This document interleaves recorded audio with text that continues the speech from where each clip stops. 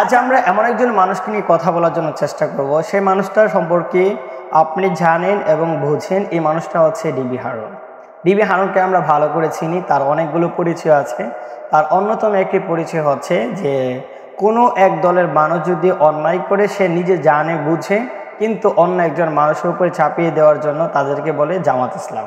তো এমন একজন চমৎকার মানুষ। তাকে আরও একটা পরিচয় আছে যে প্রত্যেকটা অপরাধী মানুষ হোক আর অন্যায় অপরাধ করুক আর না করুক, ওই মানুষদেরকে তার জায়গার মধ্যে নিয়েতে তার হোটেলের মধ্যে মানুষদেরকে খাওয়ান এবং তার সোশ্যাল মিডিয়ার মাধ্যমে এই জিনিসগুলো পোস্ট করা হয়। তো এই মানুষটাকে আমরা ভালো করে চিনি যে আমাদের ডিবি হারুন। এই ডিবি হারুনের একটি বিষয় শুধু আজ আমরা কোট করব, যেটা তিনি যখন পালিয়ে গিয়েছেন, এই পালিয়ে যাওয়ার পরে এই জিনিসটা মূলত আমাদের চোখের সামনে সবার সামনে আসছে। এতদিন আমাদের সোশ্যাল মিডিয়ার মাধ্যমে আমরা জানতে পারি নাই। আমরা জাস্ট খালি এই জিনিসটা আমরা যখন ওই মানুষটা পালিয়ে গেছে তখন সোশ্যাল মিডিয়া এই জিনিসটা আউট করেছি। আসলে আমরা সেই বিষয়টা কি একটু আলোচনা করি। কোঠা আন্দোলন। কোঠা আন্দোলনের মূল কথাটা ছিল মুক্তিযোদ্ধার সন্তানরা এবং নাতিপুতিরা যেন তাদের স্থানগুলোকে আস্তে আস্তে একটু কমিয়ে দেয়, কোঠাটা একটু কমিয়ে দেওয়া হয়। মুক্তিযোদ্ধা মূলত বিষয়টা ছিল, মনে করেন। কিন্তু এই যে মুক্তিযোদ্ধা আন্দোলনের জন্য প্রধানমন্ত্রী দেশান্তর হয়েছে এবং এই যে আমাদের ডিবি হারুন, সেও কিন্তু কোনো খোঁজখবর পাওয়া যাচ্ছে না। এ হচ্ছে মূল কথা। কিন্তু নিজে যে মুক্তিযোদ্ধার কোঠা নিয়ে মূলত চাকরি পেয়েছে, এই জিনিসটা কখনো কেউ জানে না। তার বাবা ছিলেন মুক্তিযোদ্ধা, কিন্তু তার বাবা কিন্তু মুক্তিযোদ্ধা ছিল না। কিন্তু বাবার পরিচয় দিয়েতে উনি মূলত মুক্তিযোদ্ধার কোটা দিয়ে পুলিশের চাকরির মধ্যে যান।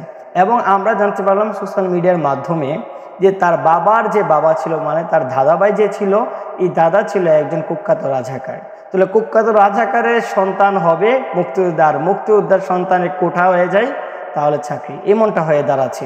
কিন্তু ওনারা ভুয়া সার্টিফিকেটের মাধ্যমে তারা মূলত ডিবি হারুন মূলত চাকরি পেয়েছে। তাহলে একটা মানুষ যখন ভুয়া সার্টিফিকেটের মাধ্যমে যদি আপনার চাকরি পায়, তাহলে এই জিনিসটা যখন আমরা সোশ্যাল মিডিয়ার মাধ্যমে জানতে পারি, তখন ওই মানুষটা কি এর জন্য আন্দোলন করবে না যে আমি নিজেই তো অন্যায় অপরাধের সাথে লিপ্ত, আমি নিজেই তো ভুয়া কোটা সার্টিফিকেট প্রাপ্ত, আমার বাবা কোনো সময় আপনার মুক্তিযোদ্ধা করে নাই, বাট আমি এই মুক্তিযোদ্ধা সার্টিফিকেটের মাধ্যমে আমি চাকরি নিয়েছি। এই যে কনসেপ্টটা ওনার মাথার ভিতরে আছে, এই জিনিসটা নিয়ে উনি কি ওনার বিরুদ্ধে তো থাকবে না?